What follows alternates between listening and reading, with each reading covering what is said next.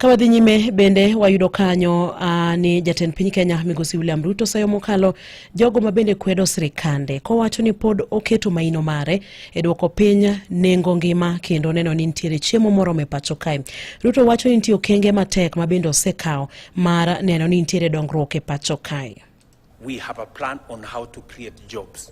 My friends, let nobody lie to you. You know, when you hear people speak, it is as if Kenya is the worst country in the world. Far from it, I can tell you. We are a great country. Not many countries can achieve what we have achieved. We are a great country. And we must reject those who want to tell us otherwise. That, oh, you know, which failed state? Where? Do you know what a failed state looks like? My commitment to the transformation of this country is not reversible. Nothing is going to stop me from driving the transformation that is going to change Kenya and take us where we have always wanted to go. You can say whatever you want to say, but facts are stubborn. I have had to make very difficult decisions to get us here, and I have no regret whatsoever.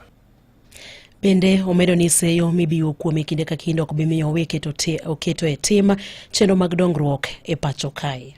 Today, I can confidently tell the country that our economy is on sound footing, and we are going to improve on it. I am very clear in my mind on what we need to do to make sure that we create a food security system, deal with inflation, deal with the cost of living, make sure that the cost of food does not cause a crisis.